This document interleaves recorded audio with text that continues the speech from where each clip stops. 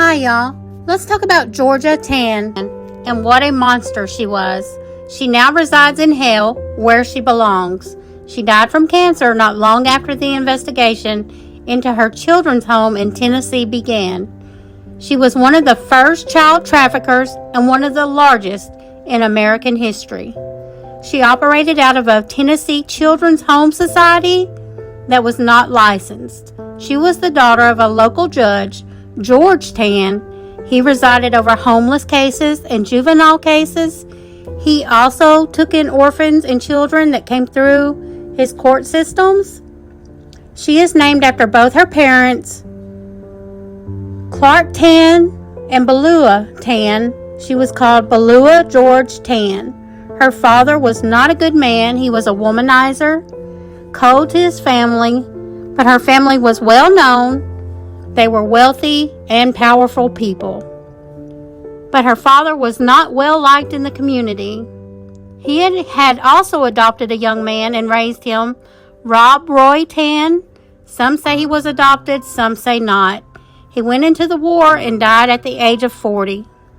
Georgia helped her father at the age of 15. She helped to adopt her first children out to a home, a brother and sister she had found in her dad's court. So telling you that, maybe you will see how all things are connected in this true story and the corruption behind it. She stole and illegally profited from children. Georgia Tan preyed on the weak, she preyed on the sick, and she preyed on the poor. She never married. She wanted to be a lawyer growing up, but her father forbid it.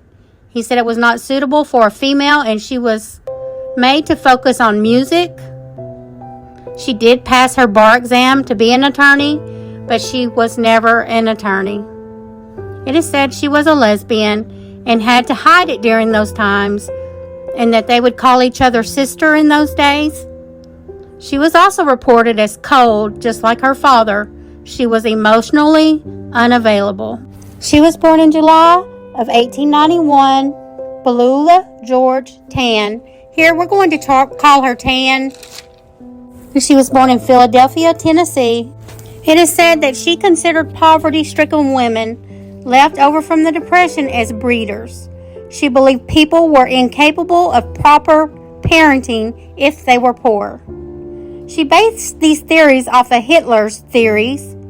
She also believed in tantrums, which means improving human species by selective mating different people with desirable traits and reducing or breeding out people without desirable traits. Let me just add that I live in the South and I have never heard of Georgia Tan. And this is May 18th of 2023. Until this year, this month, is when I learned of Georgia Tan. Let me also add that child abuse and neglect of children weighs heavy on my heart. And it affects me in ways I can't even tell you. So this story has infuriated me and had me weeping at the same time. So listen, if it also makes you feel the same way, this is not the story for you. And it will probably cause you harm. So just move on. And for those of you who choose to stay, thank you. And join me. And let's talk about this monster who profited from the weak. So let's move on to 1922. Tan started her social work career in Mississippi at a children's home. It was short-lived. She was fired for placing child practices. She eventually went back to Tennessee and began her long criminal career for about 21 years. It is said she had made over $1 million, and at that time, that was a lot of money. It is said that at least 5,000 children were taken, stolen from their families, and at least 500 died in the care of Tan's home in Tennessee. Tan did not accomplish these things by herself. Remember, I said her father was a judge. He presumed over juvenile cases, cases of homeless. There's also another judge, Camille Kelly. She was a corrupt judge. She was also a juvenile judge. There was also a mayor. His name is E.H. Boss Crump is what they called him. His real name is Edward Hull Crump. It is said he dominated Memphis politics for most of the 20th century. So in Tennessee, law permitted agencies to place children with appropriate applicants in an effort to ban the selling of children. Agencies could charge only for their services. In keeping with the law, the society charged about $7 for adoptions within Tennessee. However, Tan also arranged for out-of-state private adoptions, which she charged a premium. As many as 80% of these adoptions were to parents in New York and California. Adoptions in states such as Mississippi, Arkansas, and Missouri could be arranged for $750. Records indicate that between 1940 and 1950, the agency placed 3,000 children in just 2 of those states. Alma Walton and Regina Warner both worked for Tan and made a trip every 3 weeks with 4 to 6 babies in tow. Walton to California and Warner to New York. They would rent hotel rooms where they would meet the prospective adopted parents, mostly wealthy people. Each couple would pay up to $700 and make the check out to Georgia Tan. Tan would also say that she was charging parents for background checks, but she never did background checks on these parents. She was actually charging these parents up to 5 times the actual cost. The state of Tennessee itself was contributing $61,000 a year to this agency. It is said that these earnings were placed in a secret bank account under a false corporation name. It is said that she pocketed up to 80 to 90% of the fees from these adoptions for her own personal use. Now, these families who adopted these children had no idea that they were being stolen and they were being taken under illegal proceedings. But some of the famous people who did adopt through Tan's service were Joan Crawford, her 2 daughters, Kathy and Cynthia. Y'all remember her, right? Mommy dearest, I said no wire hangers.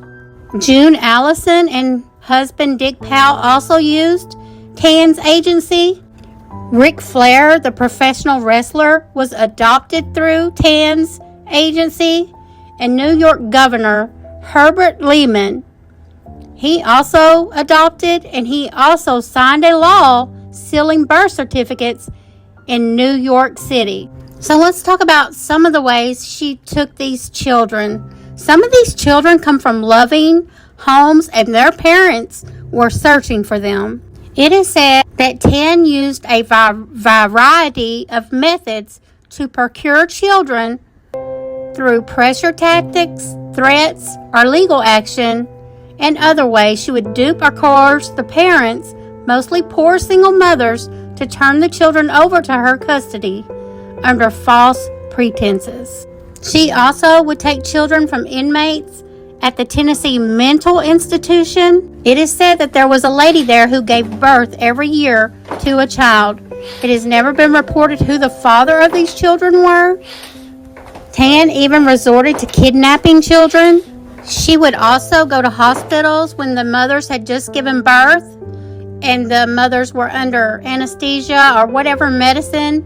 They were not really coherent, and she would have them sign papers giving their rights away, but they did not know that. They would later, some of them, be told that their children had died. It is said that in 1933 through 1934, while there were no maternal deaths between the 3 homes, there was a large number of infant deaths due to an epidemic at Memphis General Hospital.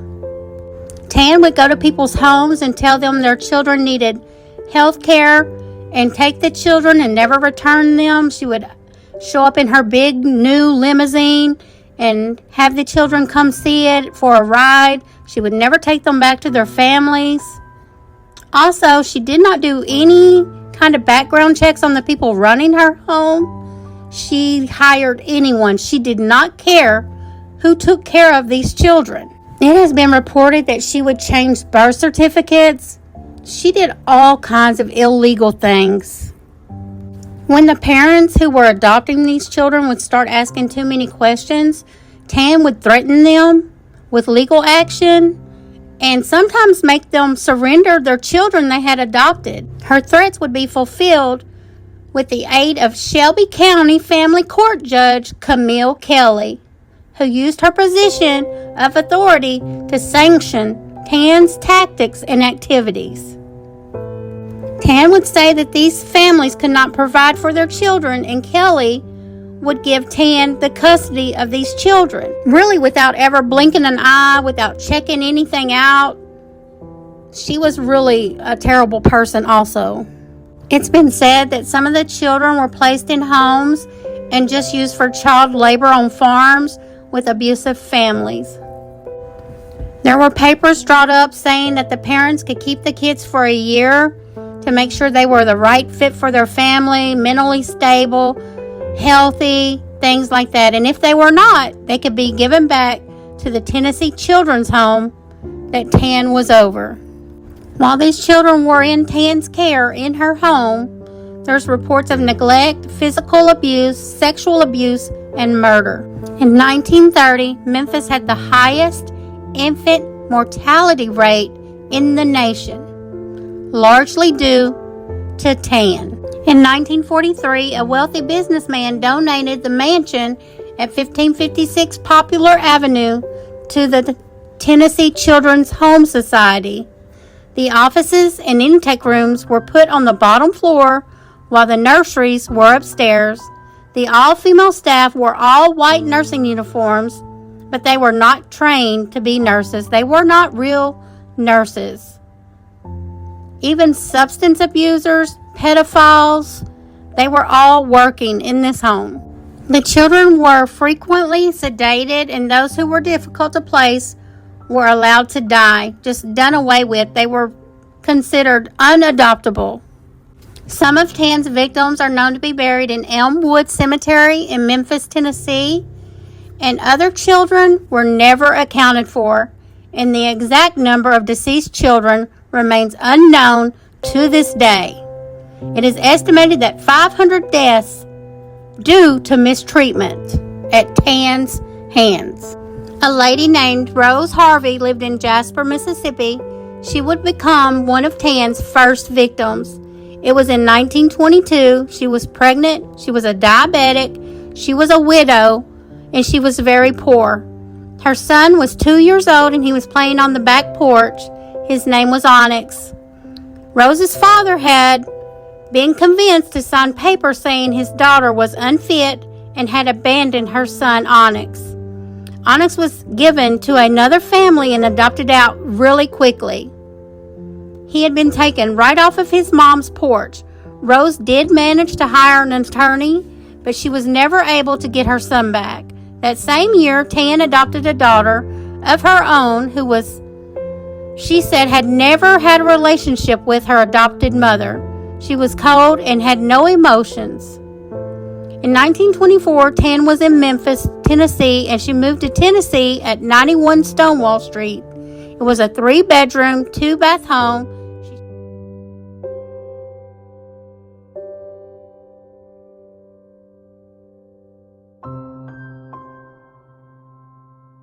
Okay, let's talk a little bit more about these people who suffered at the hands of Tan. Lisa Weingate, a writer, wrote a book of the survivors of Tan. A girl named Sally Brandon, 3 years old at the time. She and her 2 brothers were taken to a local courthouse and left on the steps by their mother, who could no longer take care of them. Tan shows up and takes them to Memphis, where they were separated, and Tan took a liking to Sally and would take her with her to parties, making her dress up to meet adults. She recalls going to parties with a lot of children, and some of the children would never return. A lady named Teresa Jennings came forward and said her parents were there to adopt a son, a young, healthy child, but they heard some crying from another room and decided to go see about the child crying. It was Teresa, covered in a rash, and her tongue seemed to be stuck to the bottom of her mouth. She was almost dead. So this couple took her instead of the healthy baby They immediately took her to doctors and found she was allergic to dairy. So they began giving her goat milk. She made a full recovery. It is said the doctors would give Tan instructions on what to do with these children, but she refused to take proper care of the children in her care. A lady named Norma Sue and her 5 siblings were taken from their home while playing outside. Norma was 8 at the time. A limo pulled up and told them all to get in, and they did, and they were all dropped off at different locations. Norma and her twin sister were adopted out to new parents. These parents would tell these children, "We are your parents," and the girls were so confused. They would say, "No, you're not." All these young kids knew is what they were being told. They was picked up, dropped off to new families, and never returned to their families. Can you imagine the heartache and grief? There were twin boys, James and Thomas White. They were 5 years old. When they were kidnapped, they said their sister was watching them and she'd went down the street for a minute to see their grandmother. They were napping in their crib, and the young boys were taken from their home, from their own crib. They ended up being sold to a couple in Hollywood who abused them. And 2 years later, at the age of 7, they ran away. It is reported when they were found, they had bruises on them. They were sent back to Tan. And that is when they started being sexually abused in the care of Tan. These young men appeared on Oprah and they tell their story, and it is very horrific. There are reports of children being tied up and placed in closets, and these children were being abused by adults. There are even claims that Tan also sexually abused young girls in the home. A young lady had come forward named DeVray Avery was kidnapped at 6 weeks old because her mother was still ill in the hospital, and she was told by Tan that her baby had passed away, but she had actually been given to another family. Alma Simple had given her toddler over to a woman at her front door for a hospital checkup that she could not afford, but the child needed to see a doctor. And good old Tan was there for the saving grace. Tan asked this mother to sign some papers and told her she could not go with her to take the child to the doctor. The next day, the mom goes to the hospital to get her child, and she is told the only children there at that hospital belong to the Children's Tennessee Home. It is said that she watched her daughter jumping on a bed, healthy, looking through the glass, and could do nothing to get her daughter. A few days later, she got a call saying her daughter had passed away from pneumonia. They told her they had buried her in a gravesite that the state had paid for.